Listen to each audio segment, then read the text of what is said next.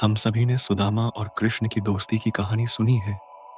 कैसे सुदामा ने मुट्ठी भर चावल देकर द्वारकाधीश से असीम कृपा पाई। लेकिन बहुत कम लोग जानते हैं कि सुदामा के जीवन में इसके बाद भी एक अनसुनी घटना हुई थी। सुदामा की वैराग्यपूर्ण जिंदगी। कृष्ण से मिलकर जब सुदामा अपने गांव लौटे तो उनकी झोपड़ी की जगह महल खड़ा था। गांव वाले उन्हें राजा कहने लगे, पर सुदामा का हृदय पहले जैसा ही रहा। न कोई अहंकार, न कोई लालच। कृष्ण का वादा। कृष्ण ने सुदामा से विदाई के समय कहा था, मित्र, जब तुम्हारा जीवन पूर्ण हो जाएगा मैं स्वयं तुम्हें लेने आऊंगा।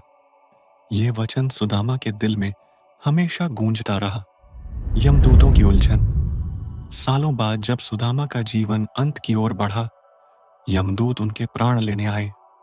लेकिन जैसे ही वे पास पहुंचे, एक दिव्य आभा ने उन्हें रोक दिया। यमदूत चकित रह गए। ये कैसा मनुष्य है जिसे हम छू नहीं पा रहे। विष्णु का आदेश।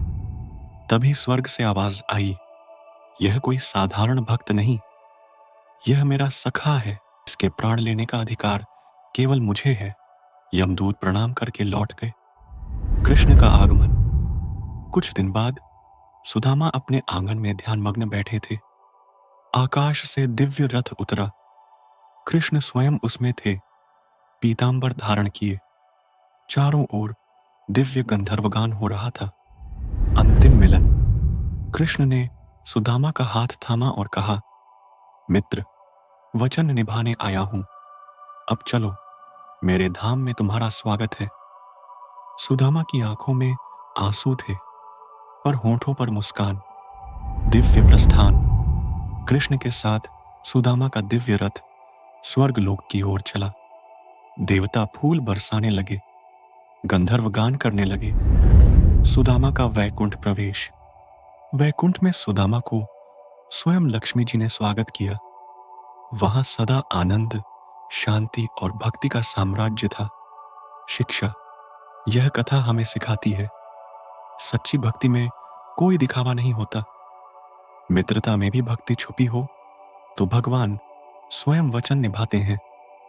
जिसने लोभ और अहंकार छोड़ा, उसके लिए द्वारकाधीश का धाम सदा खुला रहता है। ऐसी ही अनसुनी कहानियों के लिए अभी सब्सक्राइब करें।